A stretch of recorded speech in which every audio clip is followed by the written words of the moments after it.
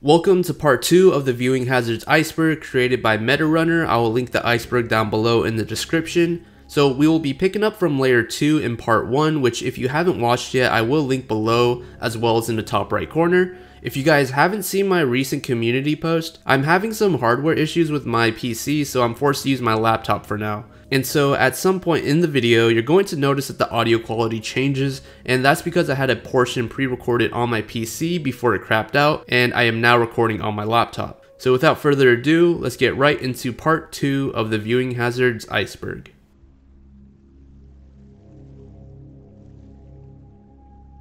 I am a massive JoJo's Bizarre Adventure fan, so when I saw this entry I got pretty excited. Cheap Trick is a stand in the JoJo series. A stand is basically a person's unique ability which can manifest itself in a humanoid appearance or be something as obscure as an electrical pylon. And yes, that is an actual stand. It's called Superfly.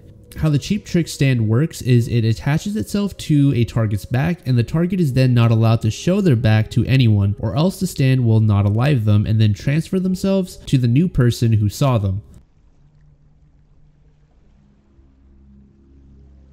In the Mouth of Madness is a supernatural horror film that was released in 1994. The film focuses on an insurance investigator who visits a small town to look into the disappearance of a horror novel author. The following summary is going to spoil the film, so if you would like to avoid these, please skip forward. Upon reaching the town, we find that there are a lot of strange occurrences, as well as monsters roaming around. At one point in the film, Kane, who is the author that we mentioned earlier, shows his final novel titled In the Mouth of Madness to a character named Linda, which drives her insane. Our protagonist named Trent is later met by a man that supposedly attempted to stop Kane, but failed. He warns our protagonist that he should leave town before he's driven to the point of wanting to not alive himself. We ultimately learn that the reason why these monsters are showing up is because the public has such a strong belief in Kane's stories that it has freed an ancient race called the Old Ones, which have the goal of taking over Earth. Kane further reveals that Trent is only a character in Kane's stories that is tasked to return the manuscript of In the Mouth of Madness. However, upon destroying the manuscript, Trent finds that the novel has already been published weeks prior to him finding Kane. He then encounters a reader of the novel who is bleeding from his eyes before he not alives him with an axe and is sent to an asylum.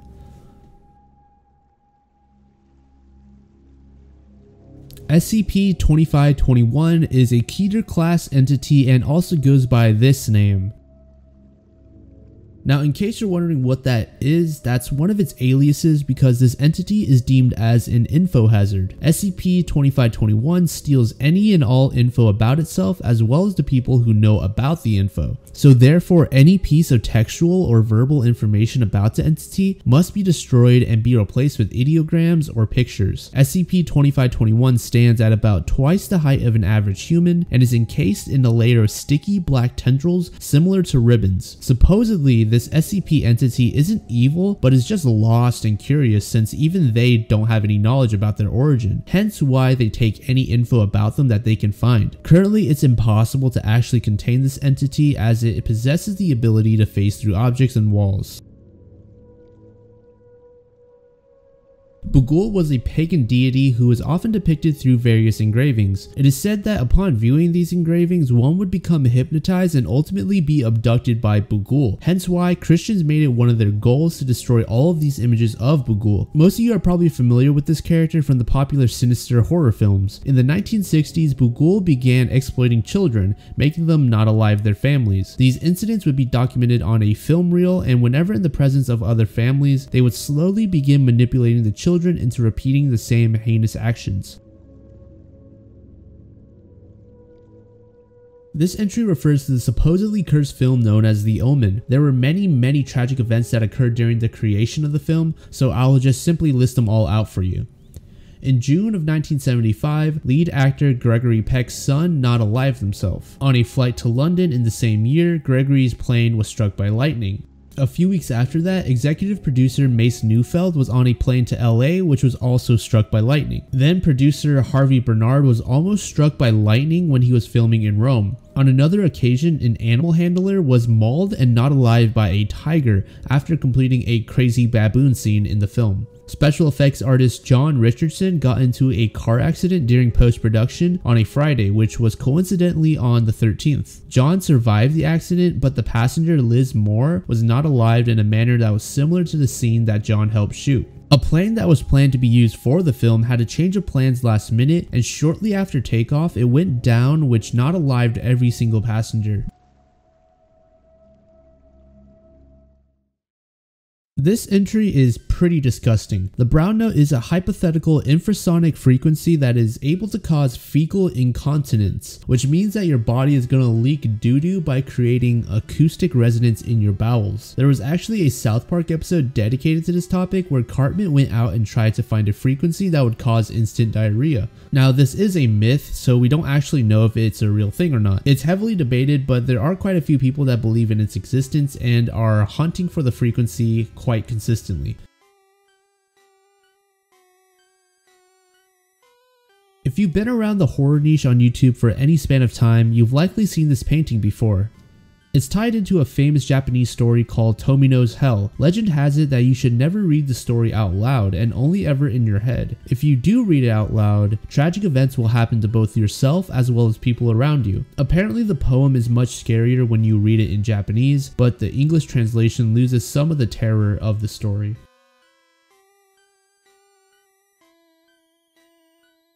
Binaural beats refers to a sort of illusion created by your brain when you listen to two tones at slightly different frequencies at the same time.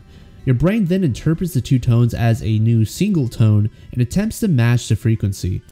Most people, when they listen to these beats, they are trying to reach a certain state of mind. So basically like getting in the zone when you're listening to music in the gym. Now I think the reason that this entry is on the iceberg is because it's rumored that you could actually lose some of your hearing if you listen to these too much or at too loud of a volume, but I couldn't really find what makes these different than just normal music or any sort of sound if you listen at too high of a volume. This entry refers to a mysterious video on YouTube that is supposedly cursed. Apparently the video is only sometimes available when searching for it. Now I've heard some people say that this is part of an ARG, but I don't know for sure. There's a really old YouTube channel with only 2 videos up right now, but the video is rumored to be of someone that was not alive on camera or a government experiment gone wrong within the ARG/creepypasta lore. The Xenu story is about a figure named Xenu, who is a tyrannical dictator of the Galactic Confederation. The story was created by a man that goes by L. Ron Hubbard. He actually charged thousands of dollars to read the story, which was only a few pages long. And the crazy thing is, people actually paid this money in order to read the story. In order to combat an overpopulation crisis, Xenu decided to toss hordes of his own people into volcanoes on Earth, and then blew them up with atom bombs. Which sounds immensely redundant, but it's not my story. Anyways, after a number of people read the story, they felt as though the story was a sort of insanity test. But after some digging, I couldn't find actual examples as to why they said this. I should have mentioned this at the beginning, but this story is heavily tied into the Church of Scientology, which most of you probably at least heard of. The Church of Scientology is a whole other topic that you could make hour-long videos on, but essentially it's looked at as a cult of sorts. And they kept the Xenu story heavily under wraps during its early life. From what I could gather, it seems like the main point of this story was to highlight the Church of Scientology's beliefs that humans were at one time spiritual beings that existed in an infinite amount of various dimensions and realities. So perhaps it's this convoluted theory crafting that is considered an info hazard? I'm not entirely sure. Statistical mechanics is a subject within physics and gets pretty confusing, so I'm just going to read the definition word for word. Statistical mechanics is a mathematical framework that applies statistical methods and probability theory to large assemblies of microscopic entities. Now, when I was researching this, I found out a lot of students and professors not alive themselves as a result of studying in this field. The most famous of which was the Austrian physicist known as Ludwig Boltzmann, who was truly a brilliant man, but because of his talents, he sort of reached the point at which he began to think life is pointless. One of the textbooks I found actually references this death on the very first page, and many current students call this subject one of the most dangerous professions and that they would rather not be alive than be forced to study statistical mechanics. A pretty famous entry that I was surprised to find so low. King Tut's curse refers to a legend stating that there is an ancient curse associated with the tombs of ancient pharaohs. Disturbing the remains of these tombs is said to bring illness, death, and other tragedies. Lord Carnarvon, who is the patron of the excavation, was not alive only 5 months after King Tut's tomb was unearthed. He passed from blood poisoning from an infected mosquito bite. Furthermore, Howard Carter, who was one of the archaeologists that found the tomb, gifted his friend Bruce a paperweight. The gift was a hand wearing a bracelet with the following text inscribed: "Cursed be he who moves my body."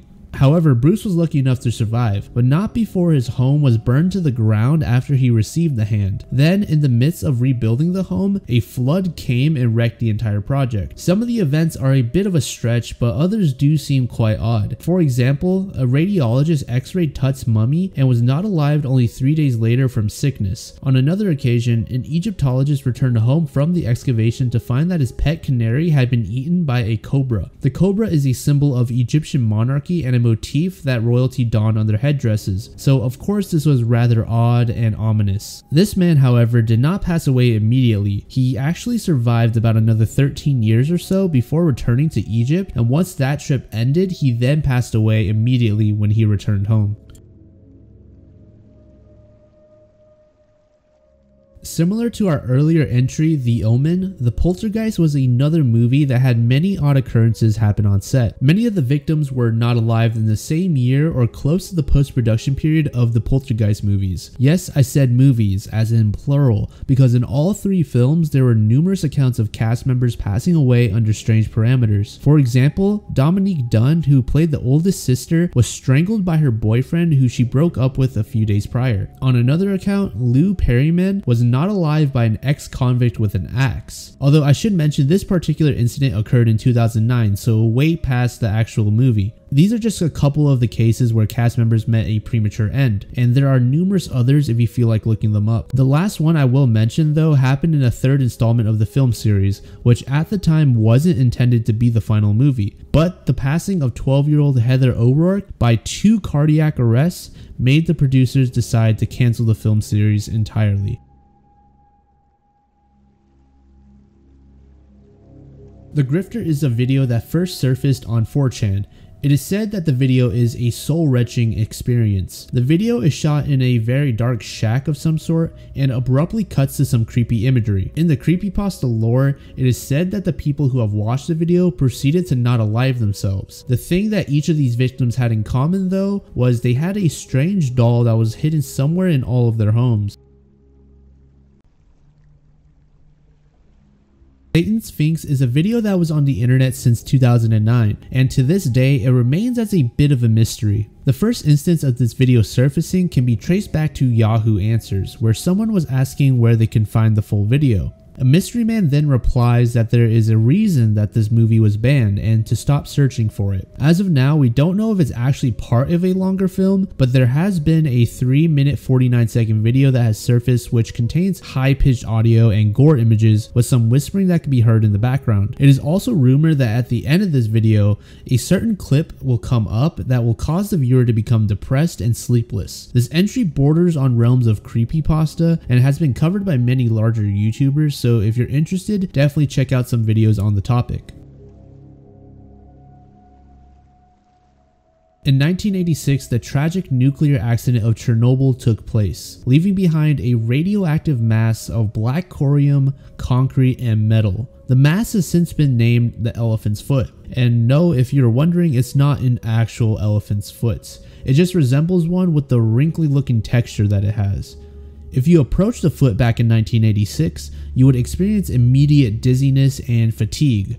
And even today, if you approach the foot, you will promptly be not alive. 2 minutes in, your cells will begin hemorrhaging, and 5 minutes in, you're just going to be gone. To this day, the foot is continuing to slowly melt through the concrete that it rests on, and in the past, it was feared that the foot would eventually melt through to the water, which obviously would contaminate the entire water supply of the area. But apparently this is very unlikely or not possible to happen according to the experts. Mrs. O'Leary's cow refers to an incident known as the Great Chicago Fire from 1871. The myth says that a woman named Catherine O'Leary was milking her cow when the cow abruptly kicked over a lantern, which set the barn into flames, which would eventually spread to the city, destroying most of it. The cost of repair at the time was about $220 million, which adjusted to inflation today is around $5 billion. It's estimated that there was about 300 casualties on top of the overwhelming damage. Furthermore, there is another half to this entry. Brian Wilson, the bass guitarist to the Beach Boys, created an instrumental and titled it Mrs. O'Leary's Cow, and wanted to use it to produce a track called Fire. During the creation of the track, Wilson had everyone wear fire helmets as well as having burning wood in the studio to get a genuine smoke scent going. A few days after the recording session, he learned that a nearby building burned down and he believed it to be a result of him creating the track. He then shelved the project entirely and referred to it as witchcraft music.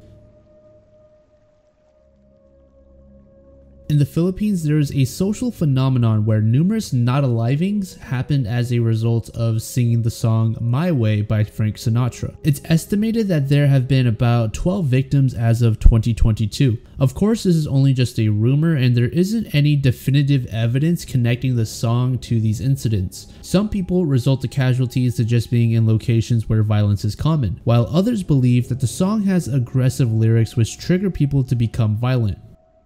One incident in 2007, a 29-year-old karaoke singer was shot by a security guard, which resulted in him becoming not alive. The guard said that he shot at the guy because his singing of My Way was way off key. Earlier, I mentioned that the song may have contained aggressive lyrics. According to a man named Butch Albarasan, who owns a singing school, the lyrics in the song evoke feelings of pride and arrogance within the singer. It's as if you're somebody when you're really nobody. It covers up your failures. That's why it leads to fights.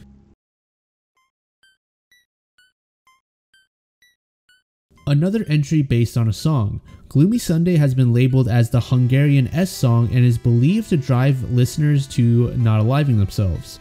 The song was created by Hungarian pianist Retso Seres in 1933. The song has been banned in many locations and entities such as the BBC in England until being lifted in 2002. Seres originally made the song out to be about despair as a result of war, but later on a poet wrote his own lyrics to the song, which involved the protagonist not aliving himself because of his lover's passing. This new set of lyrics ended up overshadowing the original ones, which did not help the case that the song caused people to not alive themselves. However, it is now believed that the song was not to blame for the deaths, but rather it was just a terrible time to be alive, as the song was released in the midst of the Great Depression, and the overarching conditions worldwide, along with personal issues, caused individuals to resort to quote-unquote quitting the game. Sunny refers to an internet urban legend about a painting simply depicting a face of a girl. The painting is also often referred to as the Melancholic Princess, and I'll explain why later on. Legend has it a Japanese girl painted the self-portrait and scanned then uploaded it to the internet before not aliving herself, which imbued the painting with her spirit. Supposedly, if you stare at the painting for a long enough period of time, the painting will begin to change. Furthermore, a handful of people supposedly not alive themselves as a result of staring at the painting. But of course, this is all fake. It was proven that this image was actually of a character from a screenplay of Tellurian Sky. The painting was drawn by Robert Chang, and the girl is called Princess Ru, who is the main character of the previously mentioned screenplay. XF-84H, aka Thunder Screech, was an experimental turboprop aircraft made by the United States, and it also is sometimes referred to as the Mighty Earbanger. Now, judging by the name, you could probably assume why this is on the iceberg. The XF aircraft was deemed as likely the loudest aircraft ever built. Now, the main reason that the plane was made was to attempt to keep propeller-driven aircraft engines alive, but this plane was instead a beautiful abomination. Apparently, the plane was so loud that it actually gave men seizures when it took off, and the propeller on the plane spun faster than the speed of sound. The Hans Resistum is a very famous painting that has made its rounds on YouTube many times in the past. As you can see in the painting, we have a boy with a doll standing next to him with some hands in the background reaching out towards the child. The The painting ended up going for about $1,000, and the buyer has supposedly gotten much larger offers, but he has refused them in order to keep the painting locked up so nobody will suffer from it. One person said that they printed the image and left it on a table before leaving for vacation. When they came back home, they said the house had mold as well as various items having a tint of green. The only thing that was not affected was the print of the painting.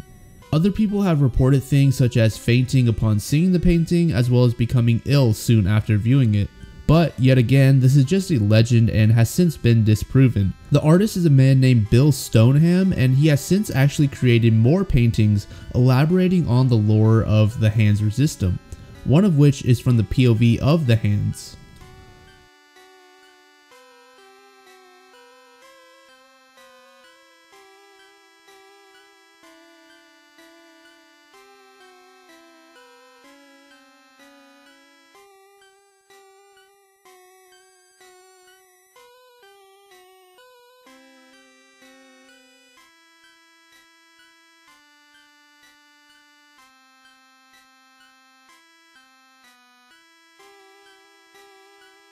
Dagda is a famous god within Irish mythology, and in many forms of media is depicted as a strong, intelligent, almost father-like figure. Dagda is often associated with agriculture, strength, and wisdom, as well as some other traits. He also has a wide array of weapons and various items at his disposal. In this entry, we are focusing on his harp. The harp was said to be capable of changing seasons as well as the emotions of men, women, and children. Before battles, Dagda would play his harp so that his men would forget how to fear, and when they returned, he would play the harp once again to make them forget about their wounds and the sadness of losing their friends sustained during battle. In another tale, Dagda had his harp stolen, and when he went to recover it, he struck the strings very softly as though he had not made a sound at all. But in fact, the strike actually made everyone around him fall into slumber.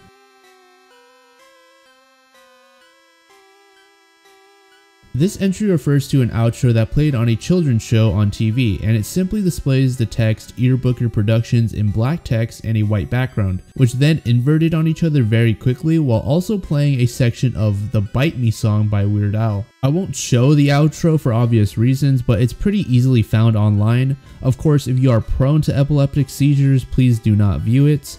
Even if the video is slowed down, the flashing is still pretty immense, going from white to black and then back to white over and over and over again. Remember the entry from earlier where we talked about the brown notes? Well, it's theorized that in this entry the brown note was actually found, quote unquote. But of course, many believe this to be a hoax. This topic first surfaced on a thread on 4chan where someone was talking about some various pieces of lost media, including some footage from 9/11, confiscated photos during Hiroshima and Nagasaki, as well as an episode of SpongeBob aired in Brazil that made people poop themselves. According to the post, they defecated themselves so immensely that they had to be hospitalized right before the Olympics. Allegedly, what happened was that before the Olympics began airing, there was an episode of SpongeBob playing, or maybe a bootleg episode of SpongeBob. But anyways, the start of the episode had Squidward playing his clarinet and then hitting a brown note, sending a large portion of Brazil into a defecation frenzy. If you want to learn more about the entry, Justin Wang has a dedicated video on the topic, so feel free to check that out.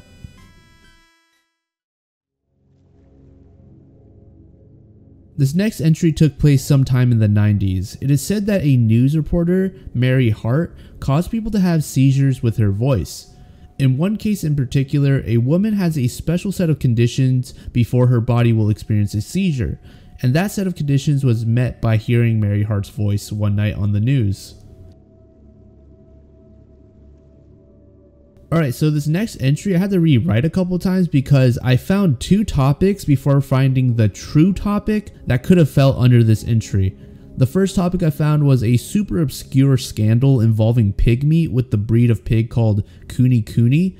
And then I found a topic revolving around a secret video game character that was like hidden away super tightly. But I do believe this entry is referring to the Japanese urban legend where a pale figure appears in the distance on hot summer days inside rice fields, called Kuni Kuni. It would stand still with its limbs flailing around as though a strong gust of wind were blowing it, but in fact there would be no wind at all. If anyone were to stumble across the Kuni Kuni and felt the need to approach it, they would go insane upon viewing it up close. In other versions of the story, the Kuni Kuni would simply not alive you if you got too close or if you touched it. The Octava refers to a book that contained 8 spells which the creator used to make the Discworld, which is a fantasy book series set on a planet on the back of a giant turtle. The Octava book is currently locked away in a specially sealed basement due to how dangerous the spells are.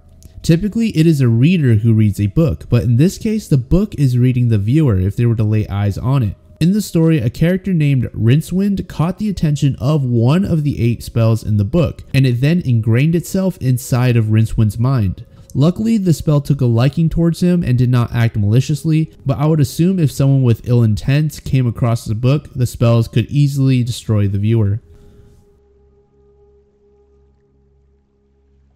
In 1492, a former king of Poland, Casimir IV, passed away. That day was immensely hot and his body began decaying very rapidly. As a result, Casimir was placed into a wooden coffin, which would later come to be a mistake. Approximately 500 years later, Pope John Paul II would allow a dozen researchers to open up the coffin and examine the corpse. Only a few days after opening the coffin, 4 researchers were found not alive. Not much longer, a few more followed. The remainder of the team developed ongoing health issues. Now, is this all a result of a curse like with King Tut's tomb? Not quite. This time we actually have a reasonable explanation for these deaths. When the tomb was opened, a fungus called Aspergillus flavus was unleashed, which if inhaled will cause infections. In 1999, a German microbiologist studied a number of mummies and found that they all had some sort of mold spores, which would cause potentially fatal health risks. Kashima Reiko is a Japanese urban legend about a ghost with no legs that haunts school bathrooms. Supposedly, the reason she has no legs is because when she was alive, she accidentally fell onto a railway line and was cut in half by an oncoming train. Sometimes she is depicted as a floating ghost, and other times she's shown as a torso dragging herself along. But despite this hindrance, she can still move extremely fast. Depending on which story you are reading, the outcome when she catches you is different. The most common result is she will cut you in half from your waist with her sickle and then steal your legs as her own. The cursed Kleenex ad depicts a woman and a red baby sitting together on what looks to be straw. Now, the woman doesn't seem strange in any way, but the baby on the other hand seems a little bit odd, being painted in that red color as well as donning a horn. Another thing that is quite out of place for a Kleenex ad is the eerie music that they use when the tissue flies off. Now, nothing about the commercial is overwhelmingly terrifying, but it is said that watching the commercial when it originally aired would cause people to be cursed, leading to urges of not aliving yourself. There are a bunch of various urban legends associated with this commercial that some people believe in, but I won't be covering them as it is quite an extensive list, but they pretty much all revolve in casualties from either watching or working on the commercial.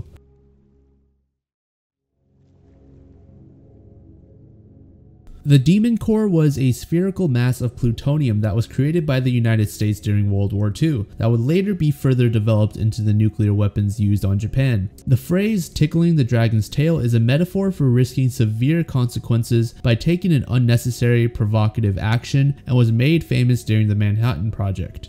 The physicists would test the criticality of the core by having 2 half spheres around the demon core, and they would manually lower the top half sphere over the core. As the 2 spheres inch closer to each other, the activity of the core could be measured. Now obviously they couldn't open up the spacing of the 2 spheres too much, otherwise they would not be alive from radiation poisoning. In fact, they had to use a flat-tipped screwdriver to open up the 2 spheres. That's the only amount of space they could allow to open. Unfortunately, one day the screwdriver would slip, and when the spheres made contact, a flash of blue light and a wave of heat came across the room. The man that was closest, Slotin, had his body positioned in such a way that it shielded everyone else in the room, but because of this, he received an immense amount of gamma radiation.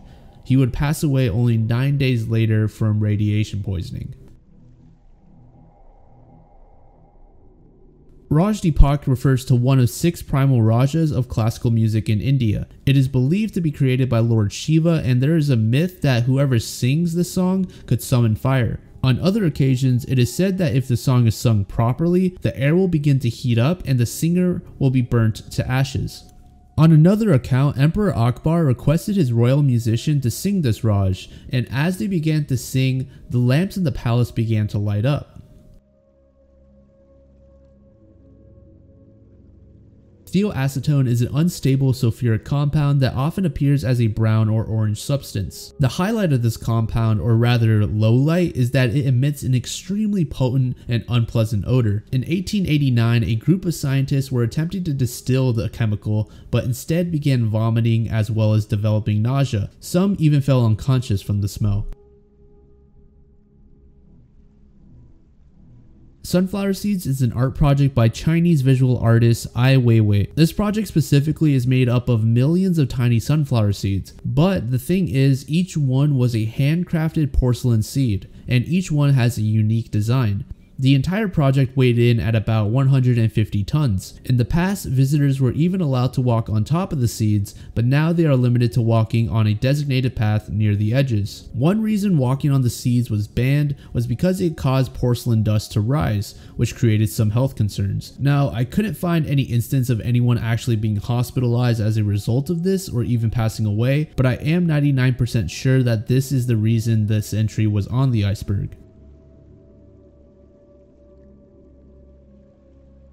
Marie Curie is most famous for the discovery of radium and polonium, as well as having won 2 Nobel Prizes. But today we'll be taking a look specifically at her lab notes, which are covered in radium, which has a half-life of about 1600 years. But the thing is, when radium breaks down, it leaves behind other radioactive elements, as well as alpha, beta, and gamma rays. However, when the radium decomposition pathway reaches the formation of stable, non-radioactive lead, then radiation will completely stop. So we just need to wait about another 11,000 years and we can view the notes safely with no protection.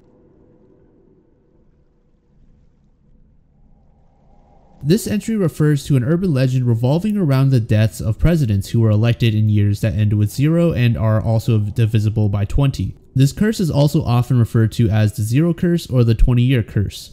The following presidents passed away during their service in office: William H. Harrison in 1840, Abraham Lincoln in 1860, James Garfield in 1880, William McKinley in 1900, Warren Harding in 1920, Franklin D. Roosevelt in 1940, and JFK in 1960. Reagan and George W. Bush, however, survived, which would leave current President Joe Biden next in line, being elected in 2020.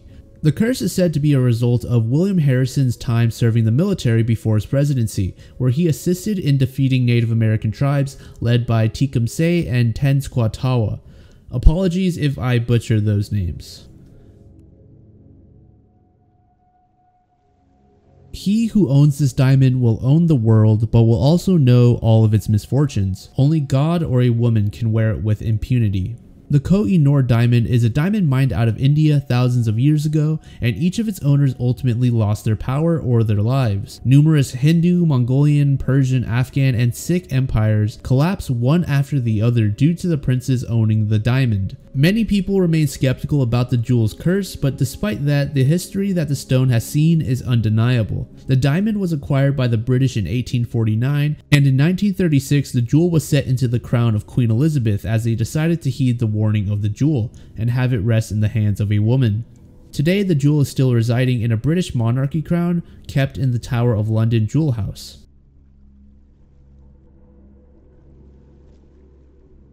The McCullough effect is a phenomenon in human vision where colorless gratings appear colored depending on the orientation. There will be an after effect of sorts that requires a period of time before showing up. For example, if someone were to look at a red horizontal grating and then a green vertical one for a few minutes, a black and white horizontal one will then look green and a black and white vertical one will then look pinkish. Although the really strange thing is, some people say the effects will go away in seconds to minutes, while others say they hold on to the effects for upwards of 2 to 3 months.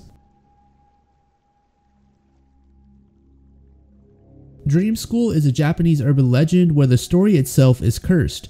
If you do not forget this story within a week, you will find yourself in the same school with Kay, which will send you into a coma. Kay is a young boy who suddenly found himself wandering a school before he encounters a disformed creature made up of students' limbs, torsos, and heads. Kay then lets out a scream and wakes up, or at least he thought he did. Kay would soon realize that he is still trapped within the school, and legend has it to this day, Kay still wanders the dream school stuck in an everlasting chase from the creature. If you remember this story in 1 week, you will join Kay in this dream. Purple Mirror is an entry that is similar to Dream School, another Japanese urban legend where if you remember the story by the time you turn 20 years old, then you'll be not alive. So people who are over 20 years old will not be affected. There was once a girl who was obsessed with her appearance, and she spent nearly every waking hour in front of a mirror that was gifted to her by her mother. The girl's only desire was to be beautiful, so she resorted to starving herself, and eventually her health would become worse and worse. But despite that, the mirror would continue to show her a gorgeous version of herself. One day, she painted the mirror purple, which caused the mirror to show the girl her true self. She was disgusted with how she looked and smashed the mirror into pieces. On her 20th birthday, she was struck by a car, which turned out to be fatal. With her last bit of breath, she muttered the words "Purple Mirror," as she had deep regret for breaking the gift from her mother.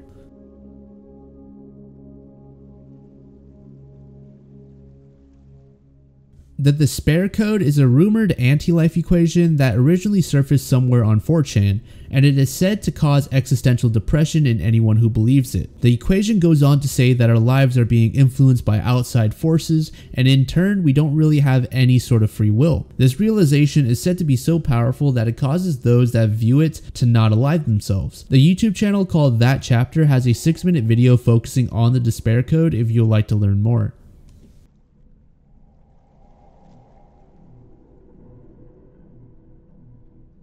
Located in Barcelona, Calder's Mercury Fountain is quite literally what it sounds like, a fountain, but instead of water, it is filled with mercury.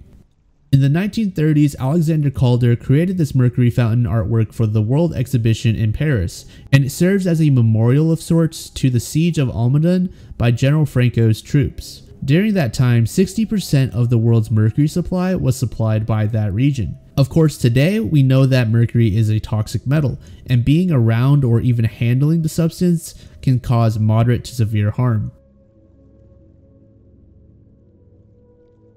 Eki Thump refers to an episode of The Goodies titled Kung Fu Capers. Now, there isn't anything dark or sinister hidden in this episode, but it actually caused a viewer to pass away from laughing too hard. 55-year-old Alex Mitchell could not stop laughing for a continuous 25 minutes, which is almost the entire duration of the episode. And due to his age, the sustained laughter caused unnecessary strain on his heart, which led to a heart attack.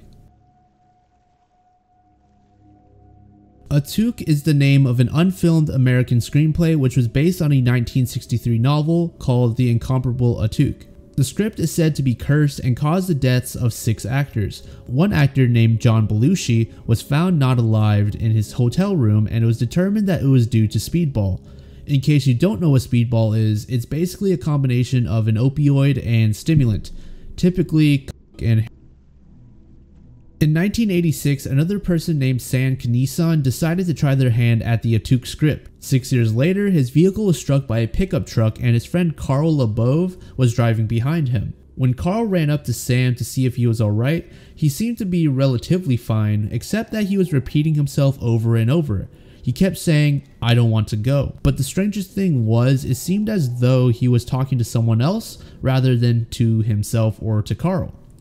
Sam would go on and say things like, "But why?" and okay, before losing consciousness and passing away. In 1994, the producers approached a man named John Candy and offered him a role. In March of that year, Candy would pass away due to a heart attack late at night in Mexico. Apparently, Carl had his friend Michael read the script as well, and in November of that same year, he would also pass away from a cerebral hemorrhage.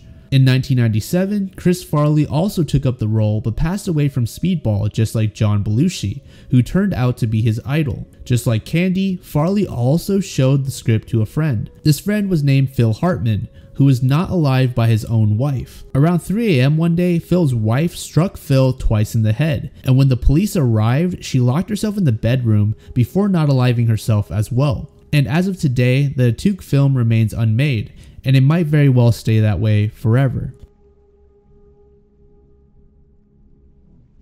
This next entry I believe is pronounced Galuka. So the Galuka is a flying snake that kind of looks like a guinea fowl and can be found in Malawi's Chitipa district. And the site that I found with the creature simply says that anyone who sees it will be not alive. I really could not find any other information on this creature no matter how much I searched. The Not Alive Man's chair is an allegedly haunted oak chair that was cursed by Thomas Busby before his execution in 1702. Locals claim that during the Second World War, airmen who sat on the chair, which was stored in a pub at the time, never returned from their bombing missions. In the 1970s, it was also said that there were additional accidents to those that sat on the chair, but I couldn't find any specific accounts. In 1978, the chair was hung from the ceiling in the Thirsk Museum to prevent anyone else from sitting in it.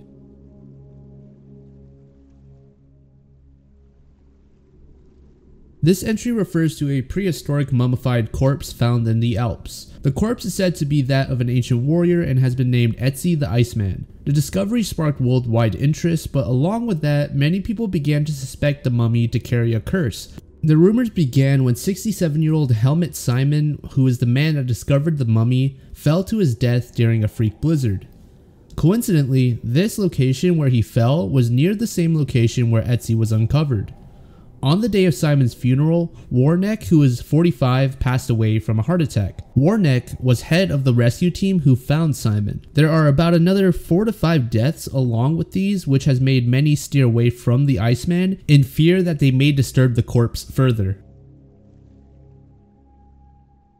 So this entry is crazy confusing to me at least, but the gist of the theory is that it is implied that there are an infinite amount of infinities. And again, it's really confusing unless you're a mathematician, so I'm going to go ahead and throw the screenshot up for you to read. Now, I'm not entirely sure why this topic is on the iceberg. I could very well be missing something, but it seems as though this theory of Cantor's is more so a hazard to himself rather than a larger public. Cantor received major backlash for some of his takes and theories, causing him severe depression. The backlash was so hostile that it is often believed that the treatment he received from his contemporaries is to blame for his death.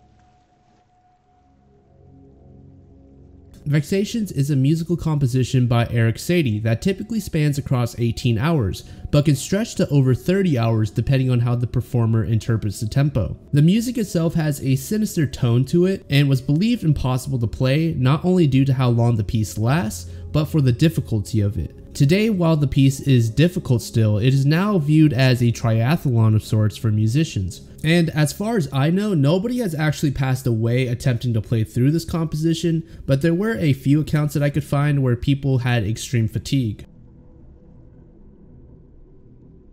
SPCG is the name given to a broad range of paranormal phenomena attributed to a corruptive entity. The entity infects weak and vulnerable people through solar plexus chakra. In the 90s, there was an incident where an email was forwarded to numerous people, and if they read the words solar plexus clown glider, they would get infected. The SPCG entity makes itself known through images and words and feeds off human misery while assaulting the host with disturbing hallucinations. These hallucinations would ultimately drive the host to insanity, which would make them feel the urge to not alive themselves.